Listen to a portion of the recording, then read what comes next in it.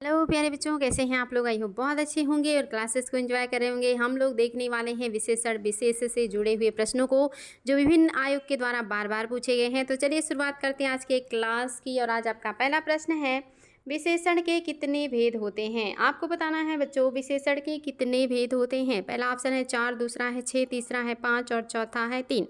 आपके सामने है 4 ऑप्शन और आपको बताना है कि विशेषण के कितने भेद होते हैं। तो आप सभी को इसका उत्तर पता होना चाहिए। ऑप्शन नंबर पहला बिल्कुल सही है, 4 भेद होते हैं। आपका सार्वनामिक, परिमाणवाचक, संख्यावाचक, गुणवाचक, ये सब क्या हैं, इसके भेद हैं। नेक्स्ट क्वेश्चन आपके सामने आ चुका है, प्रश्न नंबर 2। और आपको बताना है किसी व्यक्ति के रूप में गुण आदि को व्यक्त करने वाले विशेषण को क्या कहते हैं। किसी व्यक्ति के रूप में गुण मतलब जो है आदि को व्यक्त करने वाले विशेषण को क्या कहते हैं। पहला है व्यक्तिवाचक, दूसरा है परिमाणवाचक, तीसरा है गुणवाचक, चौथा है सार्वनामिक। तो सभी को पता है कि जो गुण आदि को व्यक्त करता है वो कहलाता है गुणवाचक विशेषण। ऑप्शन नंबर 3 आपका बिल्कुल सही है। जिसकी विशेषता बताई जाए उसे क्या कहते हैं। ये तो बच्चों को मेरे रट गया होगा कि जिसकी विशेषता बताई जाए उसे क्या कहते हैं। विशेषण, विशेष से प्रविशेषण या क्रिया विशेषण। तो आप सभी को पता है जिसकी विशेषता बताई जाए वो होता है विशेष, और जो विशेषता बताए वो होता है विशेषण। और जब विशेषण की विशेषता कोई बताए तो होता है प्रविशेषण। नेक्स्ट क्वेश्चन है आपके सामने, विशेष से पहले आने वाले विशेषण को क्या कहते हैं। ये आप लोगों का रिपीटेड प्रश्न है तो फटाक से जवाब दीजिए। पहला है प्रविशेषण, दूसरा है क्रिया विशेषण, तीसरा है विधेय विशेषण और चौथा है उद्देश्य विशेषण। आपको बताना है कि अगर विशेषण जो है वो विशेष से पहले आए तो उस विशेषण को किस कैटेगरी में रखेंगे आप। तो आप सभी को मैंने बताया था कि ऐसे विशेषण को कहते हैं उद्देश्य विशेषण। जब कोई विशेष्य के पहले आए तो ऐसे विशेषण को कहते हैं उद्देश्य विशेषण। नेक्स्ट क्वेश्चन है आपके सामने, विशेष्य के पश्चात विशेषण जो आए उसको क्या कहते हैं। पहला है उद्देश्य विशेषण, दूसरा है विधेय विशेषण, तीसरा है क्रिया विशेषण और चौथा है प्रविशेषण।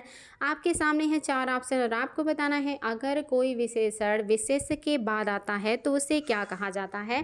तो ऐसे विशेषण को कहते हैं विधेय विशेषण। ये भी रिपीटेड प्रश्न है बच्चों, याद रखेंगे। आज आप लोगों का ये विशेषण विशेष का आई थिंक आखिरी क्लास होगा, तो जितनी क्लासेस आपको दी गई हैं उसको रिवीजन करते रहिए। आपको बताना है कि प्रविशेषण शब्द वे हैं जो, प्रविशेषण शब्द कौन से होते हैं। पहला विशेषण से पूर्व प्रयुक्त होते हैं, दूसरा विशेषण के बाद प्रयुक्त होते हैं, तीसरा विशेषण की विशेषता बताते हैं, चौथा क्रिया से पूर्व आते हैं। आपको बताना है कि जो विशेषण से मतलब जो प्रविशेषण होते हैं वो विशेषण से पहले होते हैं, विशेषण के बाद होते हैं, या विशेषण की विशेषता बताते हैं। आपको बताना है कौन सा सही है। तो आप लोगों को कई बार बता चुकी हूँ, जो विशेष की विशेषता बताए वो विशेषण, जो विशेषण की विशेषता बताए वो है आपका प्रविशेषण। ऑप्शन नंबर 3 बिल्कुल सही है। नेक्स्ट है कश्मीरी सेब में कश्मीरी शब्द में विशेषता है। कश्मीरी सेब में कश्मीरी शब्द में कैसी विशेषता है। पहला है गुणवाचक, दूसरा है संकेतवाचक, तीसरा है व्यक्तिवाचक और चौथा है भिन्नतावाचक। आपके सामने है 4 ऑप्शन और आपको बताना है कि कश्मीरी सेब में कश्मीरी शब्द में कौन सा विशेषण है। तो याद रखेंगे बच्चों, इसमें गुणवाचक विशेषण है, क्योंकि सेब की विशेषता कैसी है, वो कश्मीरी है। और कश्मीरी कैसा हो गया, उसका गुणवाचक विशेषण है। उसका गुण क्या है कि वो कश्मीरी सेब है। नेक्स्ट देखिए, प्रश्न नंबर 8 आपके सामने आ चुका है। प्रत्येक व्यक्ति को मेहनत करनी चाहिए। प्रत्येक शब्द में कौन सा विशेषण है। पहला है गुणवाचक, दूसरा है संकेतवाचक, तीसरा है भिन्नतावाचक और चौथा है व्यक्तिवाचक। आपको बताना है कि प्रत्येक व्यक्ति को मेहनत करना चाहिए, प्रत्येक शब्द में कौन सा विशेषण है। और आप सभी को इसका उत्तर पता होगा बच्चों, क्योंकि मैं आप लोगों को बहुत सारा प्रैक्टिस करा चुकी हूँ। तो ये व्यक्तिवाचक तो होगा नहीं, संकेत भी नहीं है, गुण भी नहीं है, क्या है, भिन्नतावाचक विशेषण है। प्रत्येक मतलब प्रति एक, यानी कि भिन्नता। नेक्स्ट देखिए, वह मोटा आदमी था। मोटा शब्द में कौन सा विशेषण है। पहला है गुणवाचक, दूसरा है व्यक्तिवाचक, तीसरा है भिन्नतावाचक, चौथा है संकेतवाचक। 4 ऑप्शन आपके सामने है और आपको बताना है कि वह मोटा आदमी था मोटा शब्द में कौन सा विशेषण है? तो आप सभी को पता है मोटा क्या है, किसी का क्वालिटी है, चाहे वो बैड हो या गुड, क्वालिटी को गुणवाचक विशेषण में रखा जाता है। नेक्स्ट क्वेश्चन आपके सामने आ चुका है और प्रश्न है उस आदमी को यहाँ बुलाओ। उस आदमी को यहाँ बुलाओ, उस शब्द में कौन सा विशेषण है? निश्चयवाचक विशेषण है, गुणवाचक विशेषण है, सार्वनामिक विशेषण है या संख्यावाचक विशेषण है? और आप सभी को पता है इसका उत्तर कि आपका यह वह उस ये सब क्या है, सर्वनाम है जो संज्ञा की जगह आते हैं। तो ये आपका कैसा हो गया, सार्वनामिक विशेषण हो गया। नेक्स्ट क्वेश्चन आपके सामने है किस क्रमांक में विशेषण शब्द है? इसमें से कौन सा क्रमांक है या कौन सा आपका है शब्द जो कि विशेषण है? पहला है नति, दूसरा है बलाहक, तीसरा है पुष्पित और चौथा है सुषुप्ति। आपको बताना है बच्चों कौन सा शब्द है जो आपका विशेषण है। आप सभी को मैंने बताया है कि क्रिया मतलब जो है संज्ञा और सर्वनाम के जो पहले आता है या उनकी जो विशेषता बताता वही होता है। तो आप इनके आगे संज्ञा या सर्वनाम लगा सकते हैं। जैसे नति के आगे आप क्या लगाएंगे, तो ये तो यहाँ से कुछ लगेगा नहीं। बलाहक के पीछे भी नहीं लगाया जा सकता, यानी कि विशेष्य होगा। सुषुप्ति के पीछे आगे भी कुछ नहीं लगा सकते, सुषुप्ति नहीं, लेकिन अगर सुषुप्त होता तो सही हो जाता। सुषुप्त ज्वालामुखी होता है, सुषुप्ति नहीं होता तो ये भी नहीं होगा। आपका क्या होगा, पुष्पित पल्लवित प्लांट होते हैं ना, पौधे होते हैं जो फूलों से भरे रहते हैं, जो मतलब जो पत्तियों से भरे होते हैं उन्हें पल्लवित, जो पुष्पों से भरे होते हैं उन्हें पुष्पित, यानी कि जो पुष्प से खिले होते हैं। तो पुष्पित पौधे होते हैं। आपका ऑप्शन नंबर 3 सही है। आज मैंने अधिक संतरे खा लिए। आज मैंने अधिक संतरे खा लिए, अधिक शब्द में कौन सा विशेषण है? पहला है परिमाणवाचक है, दूसरा है संख्यावाचक है, तीसरा है सर्वनामवाचक है और चौथा है निश्चयवाचक है। तो बहुत सिंपल सा है, आप सभी को पता है, या तो इसमें संख्या होगा या तो आपका परिमाण होगा। इसमें मतलब जो है ये तो नहीं होगा, सार्वनामिक तो है नहीं, निश्चयवाचक तो है नहीं। आपका परिमाण और संख्या में चूंकि संख्या भी यहाँ नहीं है, अधिक में कोई संख्या नहीं है, मात्रा बता रहा है और मात्रा होता है तो क्या बताता है, परिमाण बताता है।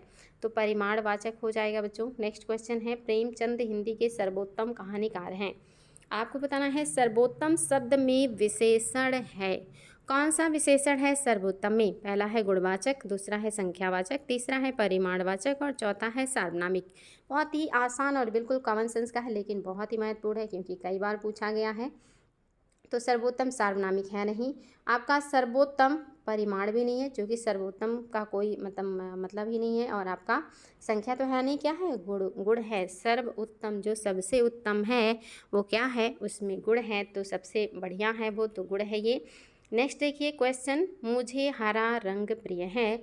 हरा शब्द में विशेषण है, परिमाणवाचक है, गुणवाचक है, निश्चयवाचक है या सार्वनामिक है? आप सभी को मैंने बताया है हरा, पीला, काला, नीला, मोटा, पतला, जो भी हो ये सब क्या होते हैं, गुण होते हैं। और गुण आपका गुणवाचक विशेषण, यानी कि हरा है, यानी कि रंग कैसा है, हरा है।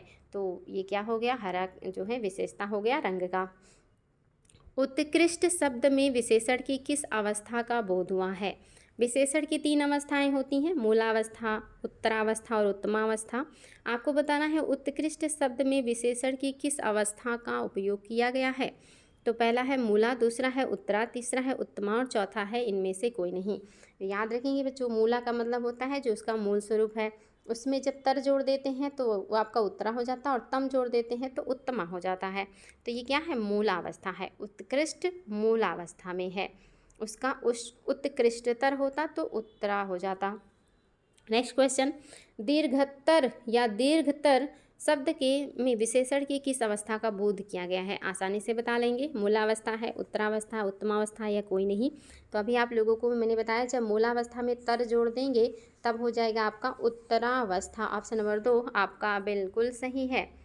प्रश्न नंबर 7 देखिए, लघुत्तम शब्द में विशेषण की किस अवस्था का बोध होता है? लघुत्तम शब्द में विशेषण की किस अवस्था का बोध होता है बच्चा? पहला है मूलावस्था, दूसरा है उत्तरावस्था, तीसरा है उत्तमावस्था और चौथा है कोई नहीं। तो आप सभी को पता होना चाहिए, आपको बताना है कि आपके लघुत्तम में यानी कि तर आएगा तो आपका हो जाएगा उत्तरा, तम आएगा तो हो जाएगा उत्तमा। तो ऑप्शन नंबर 3 आपका बिल्कुल सही है। नेक्स्ट देखिए, समीपतर शब्द में विशेषण की किस अवस्था का बोध हो रहा है। अब तो आप लोग बिल्कुल 1 सेकंड में उत्तर दे देंगे।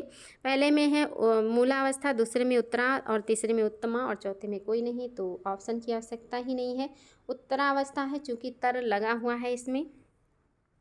श्रेष्ठ शब्द में विशेषण की किस अवस्था का बोध होता है। मूलावस्था, उत्तरावस्था, उत्तमावस्था या कोई नहीं। तो बहुत आसान है, आप सभी लोग बता सकते हैं। चूँकि ना इसमें तर लगा है ना तम लगा है, तो क्या हो जाएगा, मूला हो जाएगा।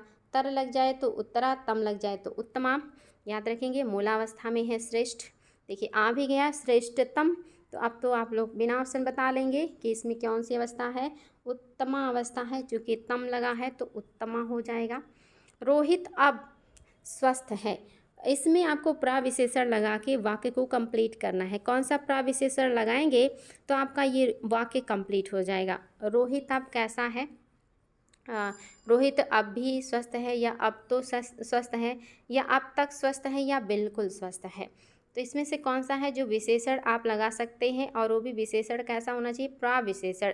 प्राविशेषण होना चाहिए बच्चों। तो आप सभी को पता है कि रोहित ठीक है। रोहित की विशेषता क्या है कि वो ठीक है, और ठीक की विशेषता क्या हो सकता है, वो बिल्कुल ठीक है। तो बिल्कुल क्या हो गया, प्राविशेषण हो गया। ठीक हो आपका विशेषण हो गया, और रोहित कैसा हो गया, विशेष्य हो गया। नमन चालाक है, प्राविशेषण लगा करके वाक्य को पूरा कीजिए।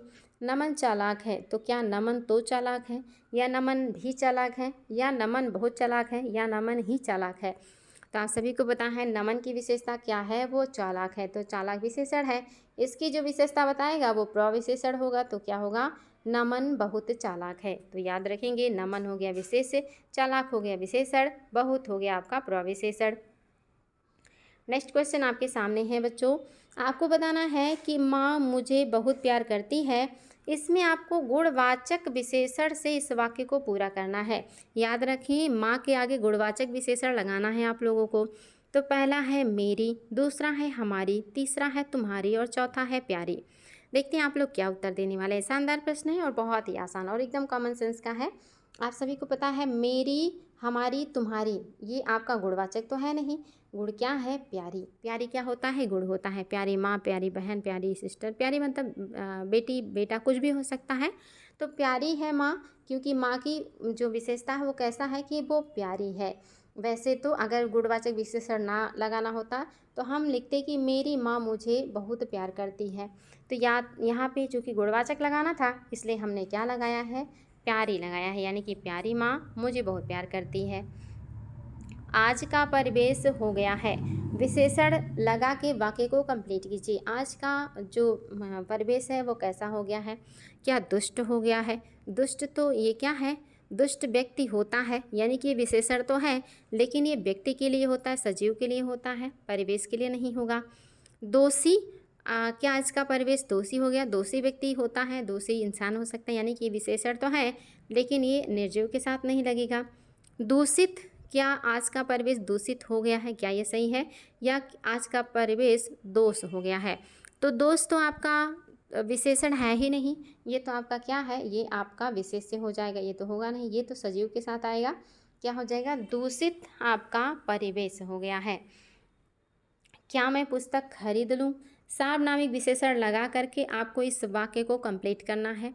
देखते हैं कि आप लोग क्या उत्तर देने वाले हैं। क्या मैं, पहले ऑप्शन में है मेरी पुस्तक खरीद लूँ, दूसरे में है आपकी पुस्तक खरीद लूँ, तीसरे में है यह पुस्तक खरीद लूँ, चौथे में है वो पुस्तक खरीद लूँ। तो आप सबसे बढ़िया जो सार्वनामिक है वो क्या है, यह क्या है, सर्वनाम है, और ये क्या है, सर्वनामिक यह पुस्तक, क्या मैं यह पुस्तक खरीद लूँ। नेक्स्ट देखिए, दूध में अनिश्चय वाचक सार्वनामिक विशेषण लगा करके आपको इस वाक्य को पूरा करना है। दूध में क्या, कोई गिर गया है, या कुछ गिर गया है, या शायद गिर गया है, या क्या गिर गया है। तो अनिश्चित वाचक सार्वनामिक लगाना है तो क्या, तो प्रश्नवाचक हो जाएगा। शायद और कुछ और कोई, कोई गिर गया, कोई तो कोई मतलब ही नहीं है, कोई गिरता ही नहीं है। आपका कुछ या मतलब जो है दूध में शायद, शायद से आपका कंप्लीट नहीं होगा वाक्य। तो क्या होगा, कुछ, जो कि अनिश्चित भी कह रहा है और सार्वनामिक भी कह रहा है, तो कुछ गिर गया है। दूध में कुछ गिर गया है लेकिन वो निश्चित नहीं है कि वो क्या गिरा है। मैं खाना खाऊंगा, प्रश्नवाचक वाक्य को लगा के इस कंप्लीट को मतलब प्रश्नवाचक शब्द लगा के ये वाक्य आपको कंप्लीट करना है। कह रहा मैं खाना किसका खाऊंगा, या मैं खाना अवश्य खाऊंगा, या मैं खाना नहीं खाऊंगा, और 4 में दिया है कि मैं खाना क्या खाऊंगा।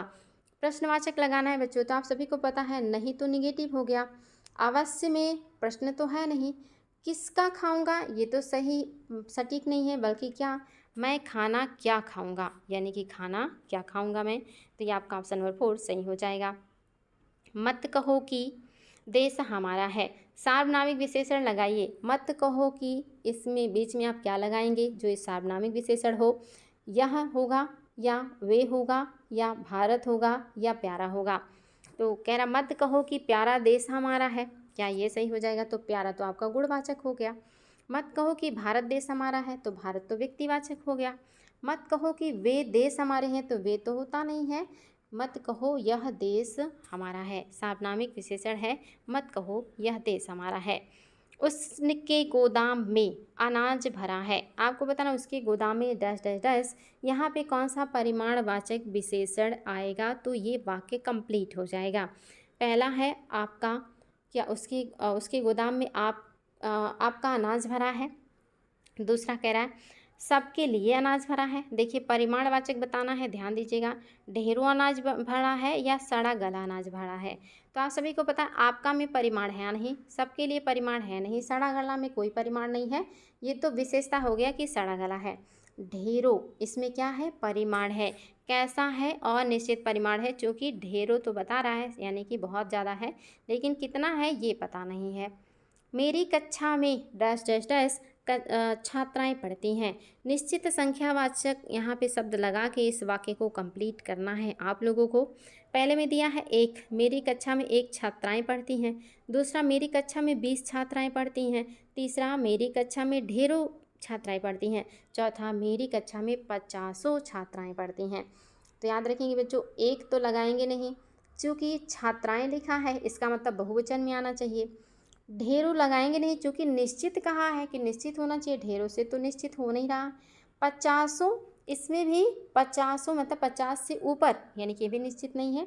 20 आपका बिल्कुल निश्चित है, मेरी कक्षा में 20 छात्राएं पढ़ती हैं, ये है आपका निश्चित संख्यावाचक विशेषण। उम्मीद है कि विशेषण की ये वैरायटी के प्रश्न देख करके आप लोगों को कुछ नई जानकारी मिल रही होंगी। अगर क्लासेस अच्छी लगती हैं बच्चों तो बेझिझक शेयर भी किया करें, कमेंट तो बिल्कुल करें, और लाइक करना तो बिल्कुल ना भूलें। और सबसे महत्वपूर्ण बात कि क्लास में आप लोग ज़रूर उपस्थित रहें और रिवीजन करते रहें। आज के लिए इतना ही। Thank you.